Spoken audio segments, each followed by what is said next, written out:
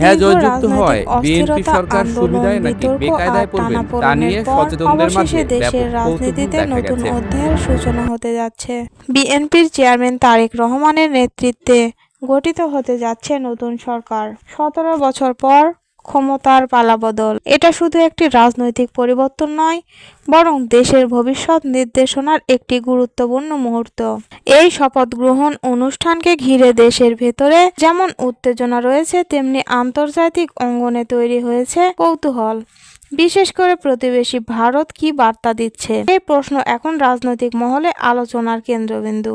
জানা গেছে, শপথ অনুষ্ঠানে অংশ নিতে বিশ্বের কয়েকটি দেশের রাষ্ট্রপ্রধান ও গুরুত্বপূর্ণ প্রতিনিধিদের আমন্ত্রণ জানানো হয়েছে।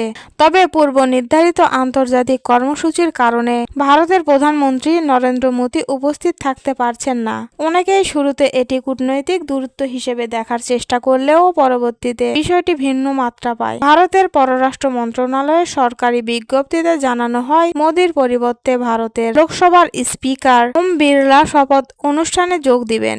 এই সিদ্ধান্তকে রাজনৈতিক বিশ্লেষকরা হালকাভাবে দেখছেন না, কারণ লোকসভার স্পিকার শুধু একজন সংসদ নয়, তিনি ভারতের সাংবিধানিক কাঠামোর একটি গুরুত্বপূর্ণ স্তম্ভ। প্রশ্ন উঠেছে, এতে কি বার্তা রয়েছে? প্রথমত, এটি স্পষ্ট যে ভারত নতুন সরকারের আনুষ্ঠানিকভাবে স্বীকৃতি ও সম্মান জানাচ্ছে। দ্বিতীয়ত, দুই দেশের দীর্ঘ ইতিহাস, মুক্তিযুদ্ধের সম্পর্ক, সাংস্কৃতিক বন্ধন ও অর্থনৈতিক সহযোগিতার ধারাবাহিকতা বজায় রাখার ইঙ্গিতও রয়েছে। ভারতের বিবৃতিতে আরও বলা হয়, তারেক রহমানের নেতৃত্বে গঠিত সরকার জনগণের বিপুল সমর্থন পেয়েছে এবং ভারত গণতান্ত্রিক প্রক্রিয়াকে সম্মান করে। এই বক্তব্য কূটনৈতিক ভাষায় একটি গুরুত্বপূর্ণ সংকেত বহন করে। প্রতিবেশী দেশের স্বীকৃতি ও শুভেচ্ছার বার্তা আন্তর্জাতিক পরিমণ্ডলে একটি ইতিবাচক বার্তা ছড়ায়।